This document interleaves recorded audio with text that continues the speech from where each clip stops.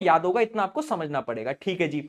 अब कार्बन जो है उसका एटॉमिक नंबर कितना होता है? एटॉमिक नंबर होता है 6, और जो मास नंबर होता है यानी जो एटॉमिक मास होता है वो होता है 12U। ठीक है। अब क्योंकि इसका एटॉमिक नंबर कितना है, अगर आप ध्यान से देखो 6, तो इसका इलेक्ट्रॉनिक कॉन्फ़िगरेशन होगा 2,4, है ना। इलेक्ट्रॉनिक कॉन्फ़िगरेशन आई होप सबको पता होगा। यानी इसके जो आउटर मोस्ट शेल है उसमें कितने इलेक्ट्रॉन है? 4 इलेक्ट्रॉन है। ठीक है जी भैया, इतनी बात तो हम समझ गए। उसके अलावा एक चीज समझो कि इसकी वैलेंसी कितनी होती है? 4 होती है। और कार्बन जो होता है वो अर्थ क्रस्ट के अंदर भी पाया जाता है, ज्यादा नहीं पाया जाता, ओनली 0.02% कार्बन होता है। उसके अलावा ये जो कार्बन डाइऑक्साइड है ना, इसमें भी तो कार्बन है, तो वहां पर जो कार्बन होती है वो भी सिर्फ 0.03% होती है।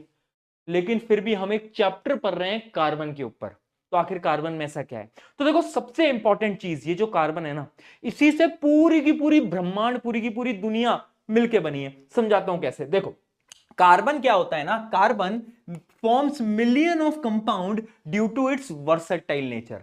वर्सेटाइल का मतलब तो समझते होगे, ये वो लोग होते हैं क्लास के जो कि क्रिकेट भी अच्छा खेलते हैं, फुटबॉल भी अच्छा खेलते हैं, टेबल टेनिस भी अच्छा खेलते हैं और टॉप भी कर जाते हैं, है ना। कार्बन भी ऐसा ही है, जिसकी वजह से बहुत सारे कंपाउंड फॉर्म करता है। Even all living organism and most material like food, clothes, medicine and fuel are carbon based.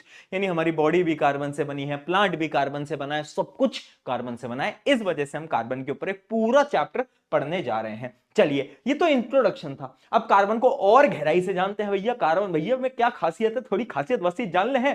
तो देखो भैया, कार्बन जो है बहुत खास है। क्यों? क्योंकि कार्बन ना आयोनिक कंपाउंड नहीं बनाता। अब पिछले चैप्टर में हमने आयोनिक कंपाउंड पढ़ा था। क्या था आयोनिक कंपाउंड? इलेक्ट्रॉन की शेयरिंग से जो कंपाउंड बने, इलेक्ट्रॉन गया, इलेक्ट्रॉन किसी ने लिया, लेने देने से जो बने उसको हम आयोनिक कंपाउंड बोलते थे। याद आया? Cation, anion. ठीक है जी, है ना। अब इमेजिन करो, इमेजिन क्या करो, तुम्हें पता ही है कि कार्बन के आउटर मोस्ट शेल पे 4 इलेक्ट्रॉन है, इसको स्टेबल होना है।